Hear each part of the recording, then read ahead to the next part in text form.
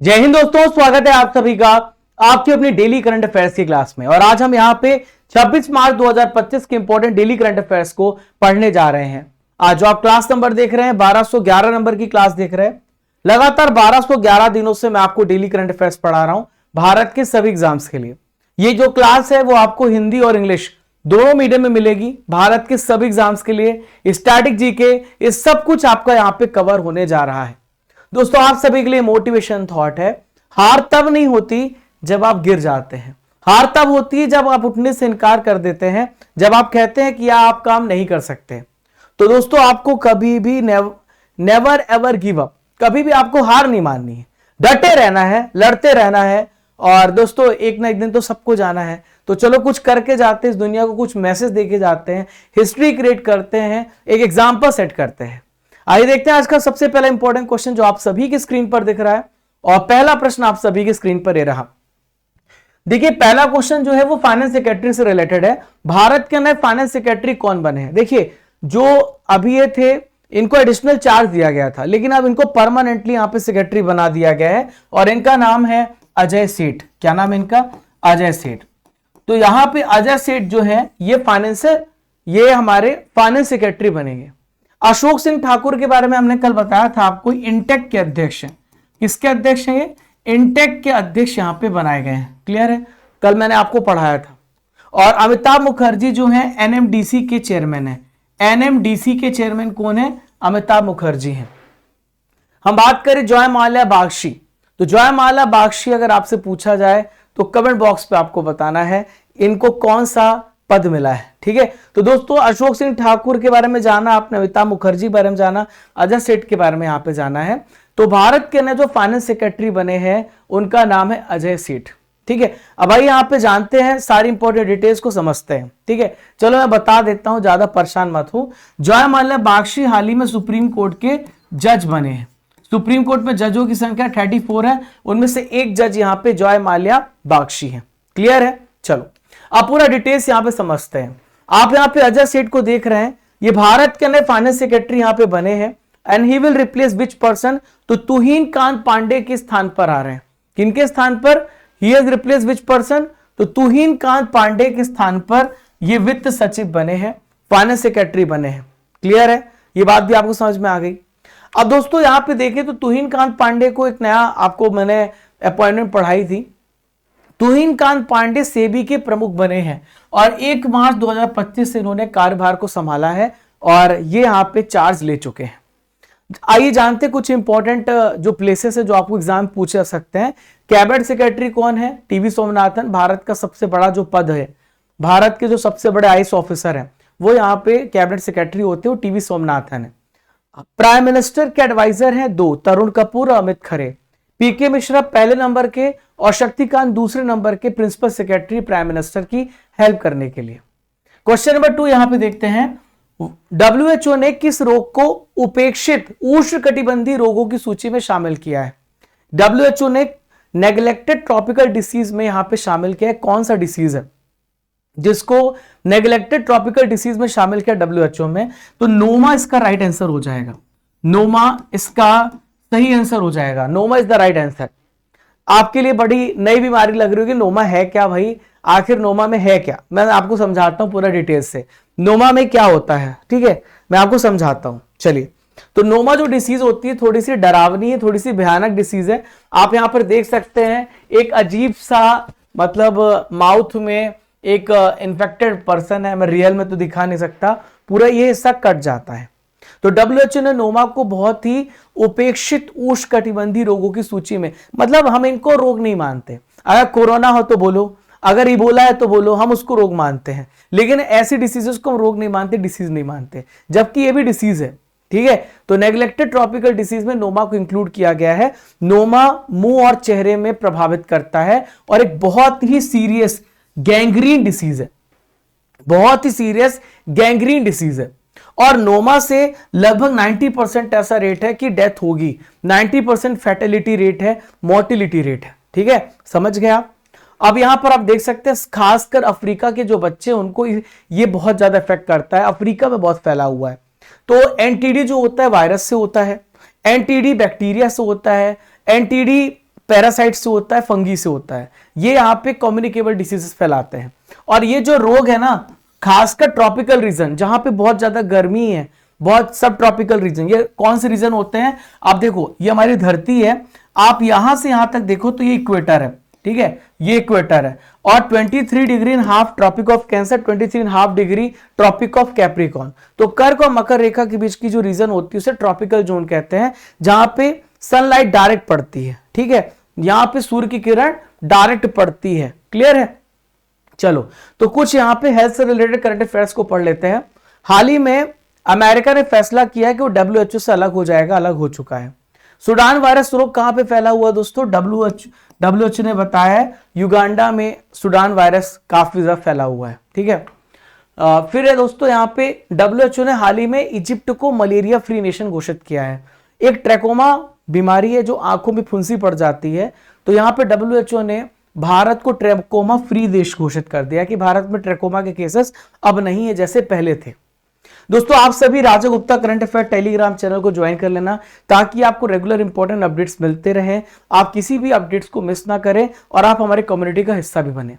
दोस्तों, यहाँ पे 8962056009 हमारा व्हाट्सएप नंबर है, आप इसमें कांटेक्ट कर सकते हैं और आप हमें यहाँ पे फॉलो कर सकते हैं, ठीक है। आइए देखते हैं, सांसदों का वेतन 1 लाख रुपए से बढ़कर कितना हो गया है? How much has the salary of MPs increase from 1 lakh? तो दोस्तों, यहां पे सबका तरक्की हो रहा है, अपना नहीं हो रहा है। तो यहां पे 1 लाख रुपए से इनकी सैलरी 1.24 लाख रुपीज हो गई है। 1 लाख रुपए से ये 1.24 लाख तक बढ़ा दिया गया। तो सांसद, आपको पता है, लोकसभा राज्यसभा के जो उनको हम यहाँ पे एमपीज को सांसद बोलते हैं हिंदी में, ठीक है। तो मेंबर ऑफ पार्लियामेंट राज्यसभा के, मेंबर ऑफ जो लोकसभा के होते हैं उनको हम सांसद बोलते हैं। उनकी सैलरी और उनके अलाउंस में अभी इंक्रीमेंट हुआ है। और ये जो सूचना है, ये जो इंफॉर्मेशन है, ये 1 अप्रैल 2023 से इफेक्टिव है। मतलब जिनकी भी सैलरी है उसमें बढ़ के मिलने वाली है। क्लियर है? मतलब बाद से नहीं, पहले से ही आपको सैलरी बढ़ के मिलेगी तो सांसद होंगे। तो यहां पे सांसदों का वेतन 1 लाख से 1,24,000 हो गया और डेली अलाउंस 2,000 रुपए से बढ़ के 2,500 रुपए कर दिया है। यानी 2,000 से 2,500 रुपए ये डेली का अलाउंस मिलेगा। और जो पूर्व सांसद हैं, जो रिटायर हो चुके हैं, उनको पेंशन भी मिलेगी 31,000 रुपीज पर मंथ। 25,000 थी, अब उससे बढ़ा के 31,000 कर दिया है। अब आइए जानते हैं कि जो सैलरी अलाउंस होती है किस आर्टिकल में आती है, कहां पे है। तो हमारे संविधान की एक सेकंड शेड्यूल है जहां पर बहुत सारे पदों के सैलरी, अलाउंस और उनके विशेषाधिकारों के बारे में बताया गया है। हमारे देश के प्रेसिडेंट, गवर्नर, लोकसभा और विधानसभा के जो स्पीकर हैं, जो डिप्टी स्पीकर हैं, उन सब की सैलरी के बारे में सेकंड शेड्यूल में मेंशन किया गया है। और आर्टिकल नंबर 106 में जो संसद के मेंबर्स हैं उनके सैलरी और उनके भत्ते के बारे में बताया गया है। और आर्टिकल नंबर 195 है जहां पे राज्य विधानसभा, जो स्टेट लेजिस्लेटिव असेंबली होती है, जो विधान परिषद होती है, उनके यहाँ पे सैलरी और यहाँ पे अलाउंस के बारे में बताया गया है। क्लियर है? बात आपको समझ में आ गई? ठीक है। तो दोस्तों, यहाँ पे हम देख लेते हैं कि सैलरी कितनी बढ़ गई, कहां कितनी है। तो संसद सदस्यों का वेतन हर महीने 1,24,000 है। प्रधानमंत्री का वेतन 1,24,000 है और बहुत सारे अलाउंस होते हैं जिनकी कोई गिनती नहीं है, आपको मतलब बहुत लिमिटलेस है। पूर्व सांसदों की पेंशन राशि 31,000 है। राष्ट्रपति की सैलरी 5 लाख रुपए है। वाइस प्रेसिडेंट 4 लाख रुपीज है। लोकसभा स्पीकर ओम बिरला, उनकी 4 लाख सैलरी है। हर राज्य के गवर्नर की सैलरी 3,50,000 है। जो चीफ जस्टिस है उनकी सैलरी 2,80,000 है। और जो हाई कोर्ट के न्यायाधीश है, जो सुप्रीम कोर्ट के जज है, उनकी सैलरी 2,50,000 है। तो पूरी मैंने आपको सैलरी के स्ट्रक्चर बता दिया। आप ध्यान रखना कि कितना पैसा मिलता है, अब इसके लिए आपको मेहनत करनी है। किस राज्य में गोंचा महोत्सव मनाया जाता है? तो गोंचा महोत्सव छत्तीसगढ़ राज्य में मनाया जाता है। कल ही मैंने आपसे क्वेश्चन पूछा था। हरिप्रसाद चौरसिया किस वाद्य यंत्र से प्रसिद्ध रूप से जुड़े हुए हैं? तो फ्लूट से। किससे? फ्लूट से। ठीक है। नेक्स्ट है, पंथी नृत्य शैली का संबंध भारत के किस राज्य से है? तो छत्तीसगढ़ राज्य से। किससे? छत्तीसगढ़ राज्य से। अब मैं आपसे वापस से अगेन 3 क्वेश्चन पूछ रहा हूं जिसका आंसर आपको कमेंट बॉक्स पे देना है। 2011 की सेंसस के हिसाब से भारत का सबसे ज्यादा जनसंख्या वाला राज्य कौन सा है? चापचर कूट उत्सव किस राज्य में मनाया जाता है? गुरु बिपिन सिंह किस शास्त्रीय नृत्य शैली के लिए जाने जाते हैं? इन तीनों क्वेश्चन का आंसर आप सभी को कमेंट बॉक्स पे देना है, ठीक है। चलिए आगे बढ़ते हैं अगले प्रश्न की तरफ। क्वेश्चन नंबर 4 ये रहा, स्टॉकहोम जल पुरस्कार हाल ही में किसे प्रदान किया गया है? Who has been awarded the Stockholm Water Prize? तो Stockholm Water Prize Gunter Bloschl को मिला है। किसे मिला है? गुंटर ब्लॉशल को स्टॉकहोम जल पुरस्कार मिला है। देखिए हम यहां पे नाम से ही समझ पा रहे हैं कि ये वाटर मैनेजमेंट के लिए फेमस है, वाटर का कैसे हम ठीक तरीके से यूज कर सके इसके लिए यहां पे फेमस है। तो आप यहां पे देख सकते हैं बहुत ही फेमस ऑस्ट्रियाई जल विज्ञानी यानी ऑस्ट्रियन हाइड्रोलॉजिस्ट है गुंटर ब्लॉशल, और इनके सामने ये जो है वेड है, क्या नाम इनका, हेड है ना। तो आपको पता जैसे इंडिया मिलती है तो ये रन मारते हैं। तो गुंटर ब्लॉशल को 2025 के लिए स्टॉकहोम जल पुरस्कार के लिए यहां पे नामित किया गया है, ठीक है। देखिए ये क्या करते हैं, इन्होंने बताया किस प्रकार से हम फ्लड को कम कर सकते हैं, फ्लड के रिस्क को कम कर सकते हैं, वाटर का ठीक तरीके से मैनेजमेंट कर सकते हैं, फ्लड को कैसे मेजर कर सकते हैं। तो ये सारा कुछ ये बताते हैं, इसके लिए बहुत ज्यादा फेमस है, तो इसलिए इनको यहाँ पे सम्मानित किया जाएगा। तो स्वीडन के जो कार्ल 16 गुस्ताफ है उनके द्वारा ऑफिशियल रूप से ये पुरस्कार दिया जाएगा, इसकी घोषणा हुई है, और ये अवार्ड 1991 से दिए जा रहे हैं। स्टॉकहोम जल पुरस्कार की शुरुआत 1991 से की गई है। भारत का रक्षा उत्पादन वित्त वर्ष 2023-24 में कितना हो गया है? यानी भारत का डिफेंस प्रोडक्शन 2023-24 में कितना है? तो भारत का डिफेंस प्रोडक्शन 1.27 लाख करोड़ रुपए है। भारत का डिफेंस प्रोडक्शन काफी ज्यादा बढ़ा है, एब्रप्टली बढ़ा है, और ये हो गया 1.27 लाख करोड़ रुपए, ठीक है। और लगातार हम हर साल इंक्रीमेंट ही कर रहे हैं। दोस्तों हमने make in India initiative start किया था, जिसके तहत हम भारत में बहुत सारी चीजें बनाएंगे। हमने ये फैसला किया था हम दूसरे देशों पर निर्भर नहीं रहेंगे। तो 2014 से 15 से अगर हम कंपेयर करें तो हमारी इंक्रीमेंट 174% की हुई है। हमने इतना परसेंट यहाँ पे ग्रोथ लिया है, ठीक है। और हमने जो एक्सपोर्ट किया है डिफेंस एक्सपोर्ट वो भी बहुत ज्यादा है। तो ये 21,083 करोड़ रुपए भारत को पैसा मिला है। फिलीपींस है और बहुत सारे ऐसे देश हैं जिन्होंने हमसे यहाँ पे उपकरण खरीदे हैं जो कि वेपन्स है। ऐसे 90 से ज्यादा देशों पे तो हम यहाँ पे हार्डवेयर भेज रहे हैं, यानी जो हथियारों में सामान लगता है उसे हम हार्डवेयर कहते हैं, वो सारा सामान भारत से जा रहा है। तो ये हमारे लिए विशेष उपलब्धि है कि भारत लगातार डिफेंस में एक्सपोर्ट भी कर रहा है, डिफेंस में मैन्युफैक्चरिंग भी कर रहा है। हमने मेक इन इंडिया इनिशिएटिव कब स्टार्ट करी थी?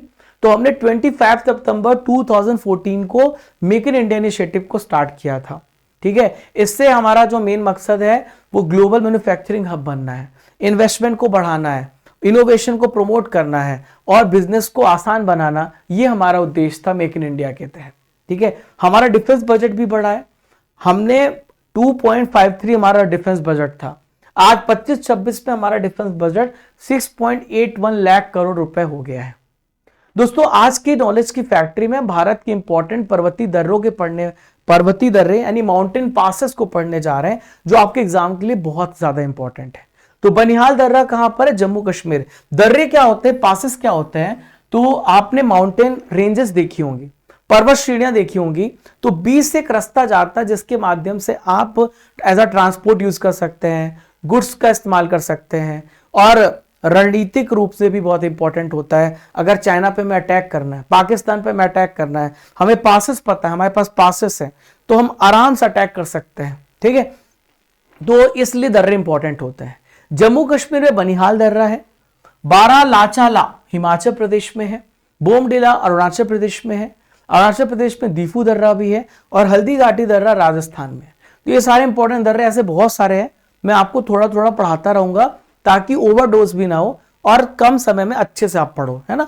ये है कि जो भी पढ़ाऊं आपके दिमाग में फिट होना चाहिए। हाल ही में किस राज्य ने जाति आधारित जनगणना करने का डिसीजन लिया है? तो जाति आधारित जनगणना करने का डिसीजन झारखंड स्टेट ने लिया है। जनगणना बिहार भी कर चुका है और आंध्र प्रदेश भी कर चुका है।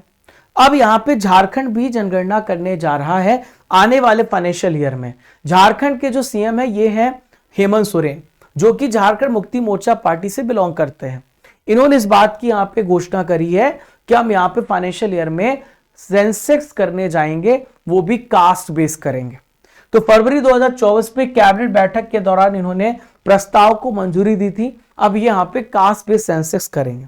अब सवाल आता है कास्ट बेस्ड सेंसस क्यों जरूरी है? इनके हिसाब से जब हमारे पास एक डेटा होगा तो उस हिसाब से हम यहाँ पे स्कीम, रिजर्वेशन ये सब ला पाएंगे। जब हमारे पास डेटा नहीं होगा कास्ट बेस्ड तो हम कैसे निचले या फिर जो दबे कुचले लोग हैं उनको ऊपर लाएंगे, ऐसा इनका मानना है।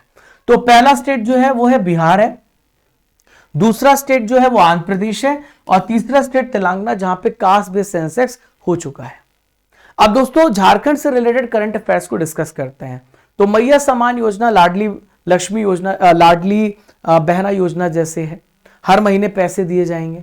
वकीलों को पेंशन देगा पहला राज्य झारखंड है जो वकीलों को पेंशन देगा। धरती आबा जनजातीय ग्राम उत्कर्ष अभियान झारखंड में स्टार्ट हुआ है। झारखंड के नए गवर्नर कौन है? संतोष कुमार गंगवार है। ठीक है, आइए देखते हैं क्वेश्चन नंबर 7। भारत का कौन सा देश है जो संयुक्त रूप से प्रथम भारत अफ्रीकी नौसैनिक एकीमी का आयोजन करेगा? ठीक है, एकीमी की मेजबानी करेगा। कौन सा कंट्री है जो पहला इंडिया अफ्रीकन नेवल एक्सरसाइज एकीमी ऑर्गेनाइज करने जा रहा है? तो तंजानिया भारत के बीच में एकीमी एक्सरसाइज होने जा रहा है। ठीक है, तो भारत हिंद महासागर में होगा। अफ्रीकी देश जो तंजानिया है वो एकीमे नाम का एक नेवल एक्सरसाइज करने जा रहे हैं, मैरीटाइम एक्सरसाइज करने जा रहे हैं, समुद्री अभ्यास करने जा रहे हैं। एकीमे का जो मीनिंग होता है वो एकता होता है, यूनिटी होता है, और ये आपको ध्यान रखना है, ये एक नेवल एक्सरसाइज है जो आपके एग्जाम में आएगा। तो 13 से लेकर 18 अप्रैल के बीच में नेक्स्ट मंथ होगा। ठीक है, और तंजानिया के दार एस सलाम बंदरगाह, यहां पर आप देखें दार एस सलाम बंदर के पास, दार एस सलाम बंदरगाह के पास खुले समुद्र में ऑर्गेनाइज किया जाएगा और इसमें तंजानिया सहित बहुत सारे अफ्रीकन कंट्रीज भी पार्टिसिपेट करने जा रहे हैं। तो भारत और तंजानिया के अलावा यहाँ पे south Africa, Kenya, Eritrea, Madagascar, Mauritius, Seychelles, Djibouti, Mozambique, Comoros, ये सारी कंट्रीज यहाँ पे पार्टिसिपेट करेंगे इस एक्सरसाइज में। अब आइए देखते हैं तंजानिया कहां पर है। तो आप यहाँ पे मैप देख रहे हैं अफ्रीका कॉन्टिनेंट का। अफ्रीका कॉन्टिनेंट में आप ये तंजानिया देख रहे हैं, इसके ऊपर केन्या देख रहे हैं, इसके नीचे मोजाम्बिक देख रहे हैं, ये मलावी है, ये जाम्बिया है और डेमोक्रेटिक रिपब्लिक ऑफ कॉन्गो है, ऊपर युगांडा है। तो तंजानिया जो है अफ्रीका में आता है, इसकी कैपिटल है डोडोमा। सामिया सुलू हसन यहां के प्रेसिडेंट है, प्राइम मिनिस्टर है कासिम मजालिवा। तंजानिया सिलिंग यहां की करेंसी है। ठीक है दोस्तों, विक्टोरिया झील अगर आपने नाम सुना होगा जो कि तंजानिया से लगी हुई है, इसी झील से जो दुनिया की सबसे लंबी नदी है वो है नील, यहां से निकलती है। ठीक है, विक्टोरिया झील अफ्रीका की सबसे बड़ी झील है और युगांडा, केन्या, तंजानिया की सीमा पर ये लोकेटेड है। दोस्तों यहां पे अर्जुन जीएस फाउंडेशन बैच के बारे में चर्चा करेंगे, 1 मिनट आपका लूंगा और फिर मैं आगे बढ़ूंगा। दोस्तों आज मैं आप लोगों को बताने जा रहा हूं अर्जुन जीएस फाउंडेशन बैच में ये क्लास आपकी एप्लीकेशन में भी होगी और ये क्लास आपकी यूट्यूब पे भी होगी। टाइमिंग है सुबह के 11 बजे। मैं आपको बताऊंगा कि इस बैच का प्लानिंग कैसा रहेगा, मैपिंग कैसा रहेगा। ठीक है, तो पॉलिटी, ज्योग्राफी, साइंस, इकोनॉमिक्स सारे विषय मैं पढ़ाने जा रहा हूं। मुझे लगभग यहाँ पे जो मैंने प्लानिंग करी है, ज्योग्राफी इंडियन भी पढ़ाऊंगा, फिजिकल पढ़ाऊंगा, वर्ल्ड पढ़ाऊंगा। स्टार्टिंग इंडियन ज्योग्राफी से करेंगे, 40 से 45 दिन में खत्म होगी। साइंस 40 से 45 दिन में, फिजिक्स, केमिस्ट्री, बायोलॉजी। पॉलिटी 20 से 25 दिन में, history 50 to 60 days, economic 10 to 15 days. तो टोटल मुझे यहाँ पे 5 से 6 महीने लगेंगे। 450 वीडियो होंगे, लगभग 450 से 500 घंटे में आपको पढ़ाने जा रहा हूं। ये हमारी स्ट्रेटजी कोर्स की। ठीक है, तो इसके बारे में रिवील करूंगा मैं 11 बजे, आपको मैं पूरी स्ट्रेटजी बताऊंगा। 11 बजे आप मेरे साथ जुड़ना। ठीक है, तो फाउंडेशन बैच यहाँ पे केवल 800 रुपीज पे है for first 100 student, validity 2 years है और अर्जुन 200 कूपन कोड यूज कर लेना। आप एप्लीकेशन डाउनलोड करने के बाद कोर्सेस एंड पीडीएफ में जाएंगे, वहां पे कोर्सेस एंड पीडीएफ में अर्जुन जीएस फाउंडेशन बैच लिखा है, 200 रुपीज का आपके लिए ऑफ भी है। अर्जुन 200 कूपन कोड का यूज कर लेना। ठीक है, चलो तो बाकी चर्चा 11 बजे भी होगी। आज डिस्कशन होगा कैसे मैपिंग होगी इस क्लास की। राष्ट्रीय ई विधान एप्लीकेशन में शामिल होने वाली भारत की 28वीं विधानसभा कौन सी बन गई है? तो राष्ट्रीय ई विधान एप्लीकेशन में इंक्लूड होने वाली दिल्ली विधानसभा यहां पे 28वीं विधानसभा बन गई है। अब ये है क्या ई विधान एप्लीकेशन, क्या है मैं समझाता हूं आपको ये बात समझ में आ गई। तो ई विधान एप्लीकेशन को शॉर्ट फॉर्म में नेवा भी बोलते हैं। नेशनल ई विधान एप्लीकेशन। नेवा का फुल फॉर्म क्या है? नेशनल ई विधान एप्लीकेशन। अब ये क्या करेगी, इसका क्या मकसद होता है? जितने भी काम होते हैं, पहले जो काम होते थे पेपर बेस्ड होते थे, सारे आप लिख लिख करके चीजें करते हैं, सारा आप डॉक्यूमेंट पेपर में करते हैं, लेकिन आप पेपर की जगह आप पेपरलेस हो जाओ, पूरा डिजिटाइज हो जाओ, डिजिटल प्रोसेस कर लो, तो ये है ई विधान एप्लीकेशन। तो नेवा में जो होगा सारा प्रोसेस पेपरलेस हो जाएगा, जितनी भी विधायी प्रोसेस होगी पेपरलेस हो जाएगी, डिजिटल हो जाएगी। ठीक है, तो नागालैंड 2022 में पहला ऐसा स्टेट था जिसने, भारत का पहला ऐसा स्टेट बना जिसने राष्ट्रीय विधान एप्लीकेशन को लागू किया था। नागालैंड पहला स्टेट था। ठीक है, तो नेवा एक प्रकार का डिजिटल प्लेटफॉर्म है जिसकी शुरुआत नरेंद्र मोदी जी ने करी थी, one nation one application vision को लेकर के। तो यहां पे सेंट्रल गवर्नमेंट की जो डिजिटल इंडिया पहल के तहत इसे डेवलप किया गया है। ठीक है, तो इसका उद्देश्य क्या है? ये लेजिस्लेटिव प्रोसेस को बहुत ही सरल, ट्रांसपेरेंट और आसान बनाने के लिए पेपरलेस यहां पे सिस्टम किया गया है। असम राइफल्स का स्थापना दिवस कब मनाया जाता है? When is Assam rifles raising day is being celebrated? तो प्यारे दोस्तों, कल 24 मार्च को असम राइफल्स रेजिंग डे मनाया गया, और 24 मार्च को ही हम टीबी डे मनाते हैं, वर्ल्ड टीबी डे मनाते हैं। हम 22 मार्च को वर्ल्ड वाटर डे मनाते हैं। हम 21 मार्च को वर्ल्ड फॉरेस्ट डे मनाते हैं। हम 23 मार्च को शहीद दिवस मनाते हैं, और विश्व मौसम विज्ञान दिवस भी मनाते हैं। क्लियर है? तो 24 मार्च को असम राइफल्स का 190 नंबर का foundation day, raising day celebrate किया गया है। असम राइफल्स की स्थापना हमने 1835 में करी थी, ब्रिटिश के समय। ठीक है, और कछार लेवी के रूप में इसकी करी थी। ठीक है, जो मेन इसका काम होता है ना, हमारे नॉर्थ ईस्ट स्टेट को प्रोटेक्ट करना है, जो पूर्वोत्तर राज्य है वहां पे कानून व्यवस्था को बनाए रखना, इसका मेन मकसद है, इसका मेन मोटो है। ठीक है, और इंडो म्यांमार की जो बाउंड्री है उसकी यहाँ पे रक्षा करना है। अगर आपसे पूछा जाए कि असम राइफल्स के वर्तमान में डायरेक्टर जनरल कौन है, तो आप बताएंगे इनका नाम है विकास लखेरा। क्या नाम है इनका? विकास लखेरा नाम है। ठीक है, असम राइफल्स का हेडक्वार्टर शिलोंग में है, और इनको पूर्वोत्तर का प्रहरी कहा जाता है, sentinels of the north east बोला जाता है। 25 मार्च को किस देश में नरसंहार दिवस मनाया गया? Genocide day celebrated in which one of the following country? तो बांग्लादेश में दोस्तों 25 मार्च को मनाया जाता है जेनोसाइड डे, यानी कि नरसंहार दिवस मनाया जाता है।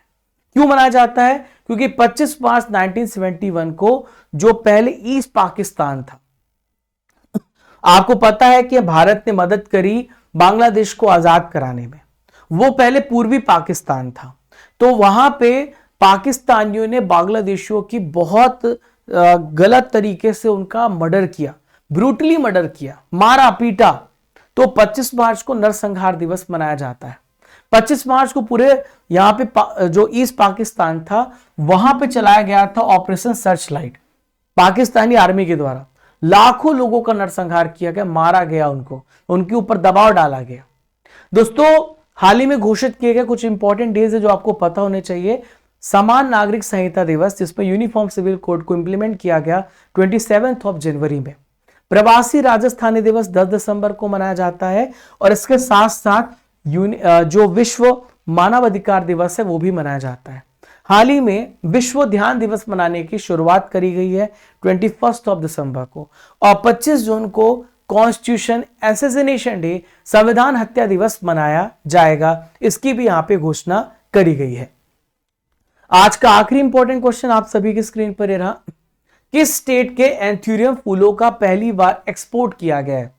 तो एंथ्यूरियम फूल आपको मिजोरम स्टेट में देखने को मिलेंगे, और इसको यहां पे एक्सपोर्ट किया गया है, निर्यात किया गया है। तो एक संस्था है जिसको हम बोलते हैं एपडा, यानी agriculture process food product export development authority, कृषि एवं प्रसंस्कृत खाद्य उत्पाद निर्यात विकास प्राधिकरण, जो कृषि का जो एग्रीकल्चरल प्रोडक्ट्स का एक्सपोर्ट करती है, जिससे कि भारत की इकोनॉमी, हमारे देश के किसानों को सपोर्ट मिलता है। तो मिजोरम सरकार के कोऑपरेशन की मदद से मिजोरम से सिंगापुर भेजा गया है एंथ्यूरियम फूलों को, और उसकी जो पहली कंसाइनमेंट है, पहली खेप है, वो सफलतापूर्वक यहां पे भेजी गई है। इस प्रकार के एंथ्यूरियम होते हैं जो मिजोरम में उगाए जाने वाले सबसे इंपॉर्टेंट फ्लावर है। ठीक है, और एंथ्यूरियम महोत्सव भी मनाया जाता है। मैंने आपको करंट अफेयर्स में पढ़ाया था। सो स्टूडेंट्स, आपने यहां पे सारे इंपॉर्टेंट करंट अफेयर्स को बहुत ही डिटेल से पढ़ लिया है। अब बारी यहां पे ट्रिपल आर की, जहां पे पुराने महीनों का रिवीजन करेंगे। आज हम फरवरी 2025 के इंपॉर्टेंट करंट अफेयर्स का रिवीजन करने जा रहे हैं। आइए देखते हैं, फाइनेंशियल ईयर 2024 में भारत में सबसे ज्यादा प्रत्यक्ष कर डायरेक्ट टैक्स देने वाली कंपनियों में पहले स्थान पे कौन सा है? तो रिलायंस इंडस्ट्रीज सबसे पहले स्थान पे है। किस राज्य सरकार ने जितनी भी स्कूल है उसमें तेलुगु को मैंडेटरी कर दिया है, अनिवार्य कर दिया है? तो तेलंगाना स्टेट ने तेलुगु को अनिवार्य किया है। हाल ही में किस देश ने टोंकिन की खाड़ी की आधार रेखा को निर्धारित किया है? तो गल्फ ऑफ टोंकिन को निर्धारित किया है वियतनाम ने। किसने? वियतनाम ने। सिख विरोधी दंगे मामले में किसे आजीवन कारावास की सजा सुनाई गई है? तो दोस्तों ये कांग्रेस के लीडर हैं सज्जन कुमार। आर्थिक विकास संस्थान के निदेशक कौन बने हैं? तो आर्थिक विकास के निदेशक यहां पे किसे बनाया गया है? तो यहां पे आर्थिक विकास संस्थान, तो यहां पे किसे बनाया गया? सब्यसाची कर को बनाया गया है। क्लियर है? तो कमेंट बॉक्स पे आप सभी ने आंसर दिया होगा। अब बारी है दोस्तों 25 मार्च के इंपॉर्टेंट करंट अफेयर्स के रिवीजन करने की। जो करंट अफेयर्स कल आप सभी ने पढ़ा है, पुरुष और महिला कबड्डी वर्ल्ड कप 2025 को किसने जीता है? तो इस कबड्डी वर्ल्ड कप को भारत ने जीता है। किसने जीता है? भारत ने। राष्ट्रपति द्रौपदी मुर्मू किस राज्य की विधानसभा के रजत जयंती समारोह में इंक्लूड हुई, शामिल हुई? छत्तीसगढ़ में शामिल हुई है। केंद्र सरकार के अनुसार अब कितने निवेश तक आपको उद्योग में सूक्ष्म उद्यम माना जाएगा? तो 2.5 करोड़ रुपए का इन्वेस्टमेंट में आपको यहां पे as a micro enterprise consider किया जाएगा। सन्मार समूह के चेयरमैन विजय शंकर को किस देश के knight cross of the order of Dannebrog से सम्मानित किया गया है? तो दोस्तों यहां पे डेनमार्क के द्वारा इनको सम्मानित किया गया है। नयारा एनर्जी ने खिजाड़िया पक्षी अभ्यारण्य के कंजर्वेशन और पुनरुद्धार के लिए किस राज्य के साथ समझौता किया है? तो गुजरात के साथ अभी समझौता किया है। उत्तर भारत का पहला परमाणु ऊर्जा प्लांट कहां पर स्थापित किया जाएगा? उत्तर भारत का पहला परमाणु ऊर्जा प्लांट ये कहां पे? पंचकुला हरियाणा में। विश्व क्षय रोग दिवस कब मनाया जाता है? तो when is world TB day celebrated? तो 24 मार्च को वर्ल्ड टीबी डे मनाया जाता है। अंतरराष्ट्रीय मुद्रा कोष के अनुसार किस वर्ष भारतीय अर्थव्यवस्था दुनिया की चौथी सबसे बड़ी इकोनॉमी बन जाएगी? तो भारत जो है 2025 तक दुनिया की चौथी सबसे बड़ी अर्थव्यवस्था बन जाएगी। भू प्रशासन पे अंतरराष्ट्रीय कार्यशाला का आयोजन कहां पर किया गया? तो गुरुग्राम में किया गया। कहां पर किया गया? गुरुग्राम में यह कार्यशाला का आयोजन किया गया। दोस्तों आज हम लूसेंट जीके में प्रीवियस ईयर क्वेश्चन को डिस्कस करने जा रहे हैं, जो प्रश्न आ चुके हैं एग्जाम में।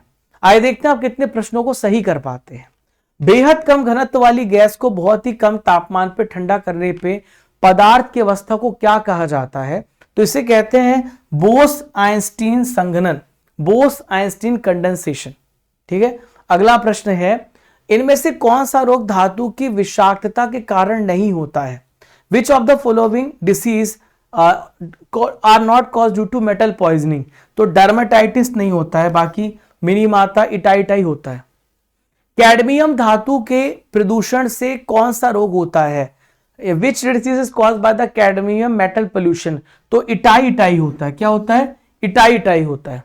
आपके लिए सवाल है, सांसदों का वेतन 1 लाख रुपए से बढ़कर कितना हो गया है? इसका आंसर आप सभी को कमेंट बॉक्स पे देना है। और दोस्तों अर्जुन जीएस फाउंडेशन बैच आज से स्टार्ट होने जा रहा है, जल्दी एनरोल करो। इस batch is going to start 11 AM पे मैं एक ओरिएंटेशन क्लास लूंगा, तो आप सभी उस क्लास में ज्वाइन होना। हमारी स्ट्रेटजी शेयर करूंगा। स्टडी कर एप्लीकेशन डाउनलोड कर लेना, जहां पे डेली करंट अफेयर्स की PDF आपको मिल जाएगी। और यहाँ पे एप्लीकेशन डाउनलोड करने के बाद टेस्ट भी देना रेगुलर, और यहाँ पे रेगुलर आपको टेस्ट पास फॉलो करते रहिए। ई बुक्स में आप जाएंगे तो आप मंथली करंट अफेयर्स को पढ़ सकते हैं। आप marathon class PDF, yearly half yearly book, topic wise current affair, GK GS की सभी विषयों की बुक्स भी आपको यहाँ पे मिलेंगी। ये स्टैटिक जीके की बुक है जो कि आप घर बैठे ऑर्डर कर सकते हैं हमारी वेबसाइट से। इसका लिंक आपको डिस्क्रिप्शन बॉक्स में दिया गया है। अभी हमने एक ऑब्जेक्टिव बुक भी लॉन्च करी है जो अमेजन से आप ऑर्डर कर सकते हैं इस बुक को। SSC का एक फाउंडेशन बैच भी है जो हमारे एप्लीकेशन में डेमो अवेलेबल है, जाकर के विजिट करिएगा, डेमो देखिएगा और अपनी तैयारी को पक्का करने के लिए मेहनत करते रहिए अपने गुरुजनों के आशीर्वाद से। तो मिलते हैं फ्रेंड्स अगले इंपॉर्टेंट लेक्चर में, तब तक के लिए जय हिंद, जय भारत। आज 11 बजे मिलेंगे, फिर रात को 8 बजे मिलेंगे। तो रोज आपकी क्लासेस यहां पे कंटिन्यू चल रही है, सारी क्लासेस को पढ़ना है, सिलेक्शन को पक्का करना है। मिलते हैं, जय हिंद, जय भारत। जब तक तोड़ेंगे नहीं तब तक छोड़ेंगे नहीं। Bye bye.